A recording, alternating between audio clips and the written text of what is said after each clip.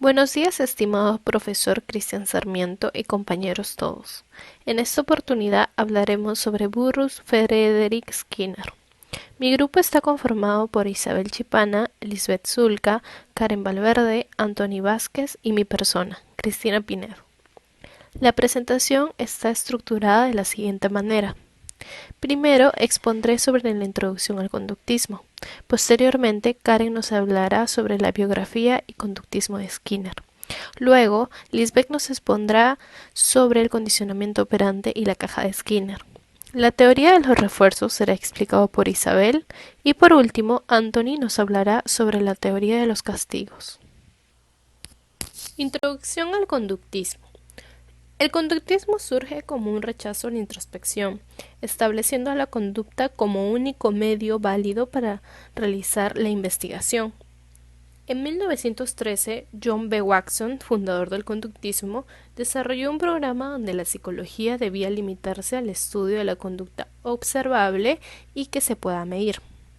Planteó la utilización de procedimientos objetivos como experimentos de laboratorios diseñados para producir resultados del aprendizaje, dejando de lado todos los conceptos subjetivos que no pudieran observarse en un laboratorio, como sensaciones, percepciones, intuiciones, pensamientos y deseos. Existen dos corrientes del conductismo, el condicionamiento clásico y el condicionamiento operante. El condicionamiento clásico, con Pavlov y Watson como exponentes principales, se caracteriza en asociar directamente el estímulo con la respuesta. Además, este se orienta al aprendizaje de respuestas emocionales y psicológicas voluntarias, como el temor, incremento en el ritmo cardíaco, la sudoración y otros. Watson demostró el condicionamiento clásico mediante un experimento con un pequeño de unos meses de nacido llamado Albert y una rata blanca. Este experimento consistió en producir un fuerte ruido cada vez que se acercaba la rata blanca al niño. De esta manera se originó un condicionamiento, ya que al poco tiempo Albert comenzó a sentir temor de la rata sin escuchar ningún ruido. Por otro lado, tenemos el condicionamiento operante, el cual tiene Skinner como máximo exponente. El conductismo de Skinner. El conductismo es la rama de la psicología que se basa en la observación de la conducta y el análisis. Skinner nos explica cómo se puede entender la psicología desde un punto de vista operante y cómo afecta nuestro comportamiento a nuestro pensamiento. Además explica los fundamentos del análisis de la conducta y cómo sus experimentos con animales pueden extrapolarse a la terapia psicológica en los seres humanos. También condujo un trabajo pionero en psicología experimental y defendió el conductismo, que considera el comportamiento como una función de las historias ambientales de refuerzo. Y esto fue decisivo, porque cambió el modo de entender la psicología y se abrieron nuevas perspectivas experimentales y procedimentales. Biografía de Skinner. Burrus Frederic Skinner nació el 20 de marzo de 1904 en Pensilvania.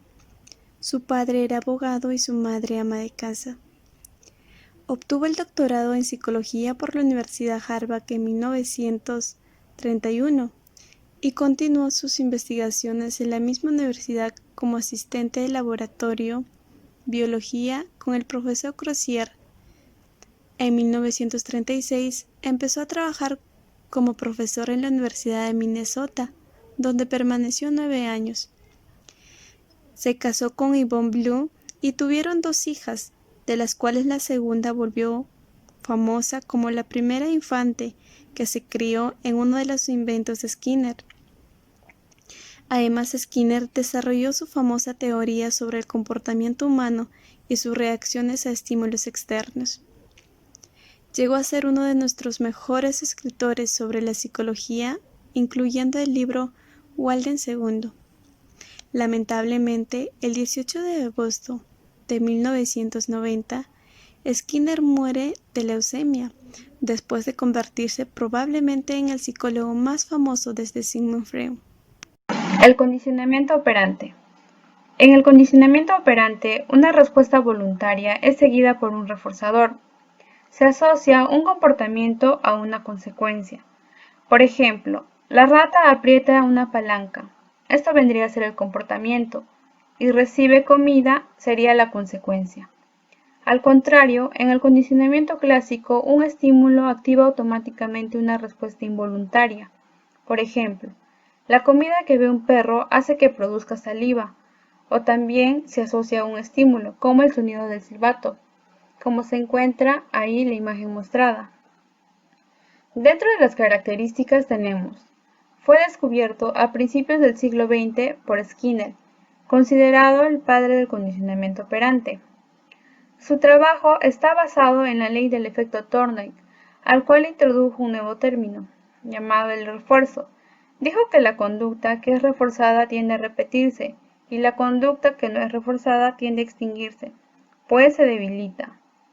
Estudió el condicionamiento operante conduciendo experimentos con animales, tanto ratas como palomas, que colocaba en una caja de Skinner. El condicionamiento operante es un sistema de aprendizaje que se basa en la aplicación de refuerzos y castigos frente a determinados comportamientos para hacer más o menos probable su repetición en el futuro. Mediante esto, el individuo crea una asociación entre una forma de actuar y sus consecuencias.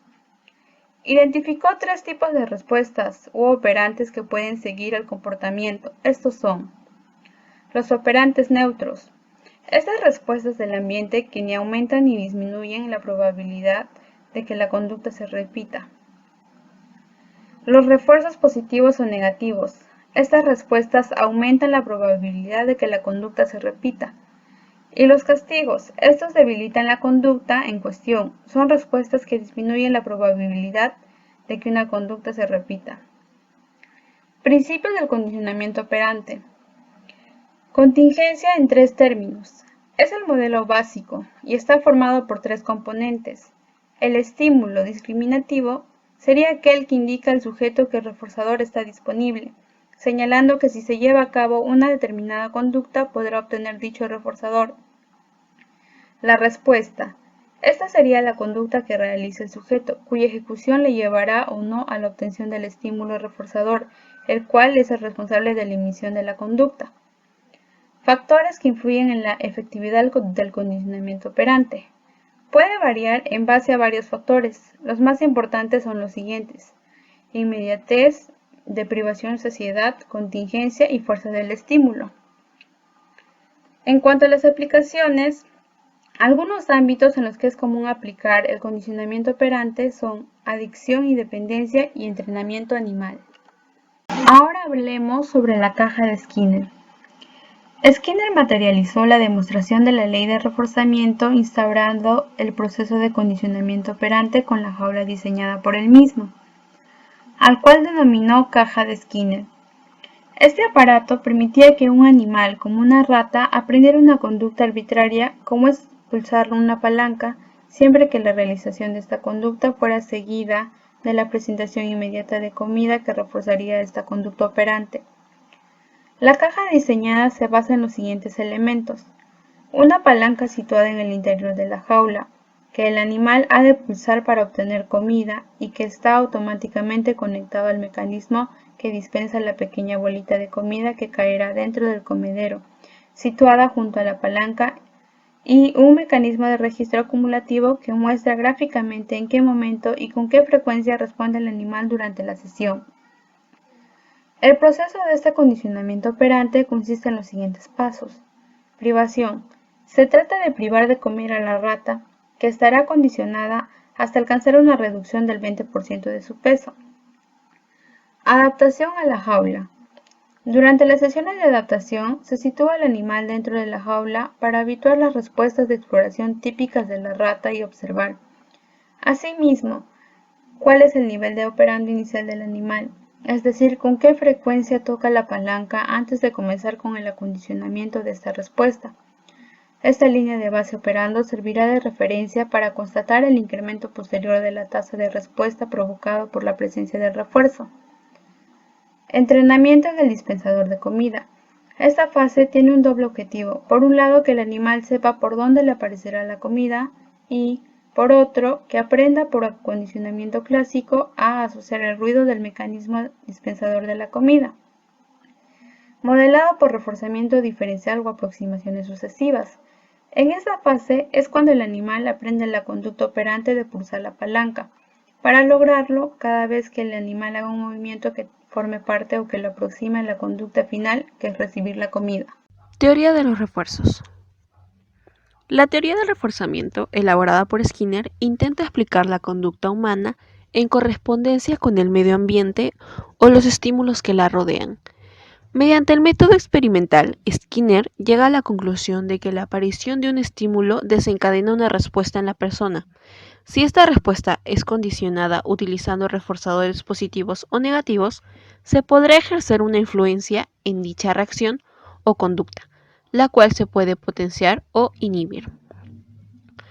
Skinner estableció que la conducta se mantiene de un contexto o situación a otra siempre que las consecuencias, es decir, los reforzadores, no cambien o lo hagan siguiendo una cierta lógica que hay que descubrir. Como consecuencia, tanto el comportamiento humano como el animal pueden ser condicionados o modificados utilizando una serie de estímulos que el sujeto puede considerar satisfactorios o no. Los estímulos condicionales o reforzadores, tanto positivos como negativos, pueden utilizarse con la finalidad de rectificar o cambiar la conducta de la persona. Estos son de gran utilidad tanto en la terapia psicológica como en el ámbito escolar, familiar o incluso laboral. Skinner diferenciaba entre dos tipos de reforzamientos: el reforzamiento positivo y el reforzamiento negativo.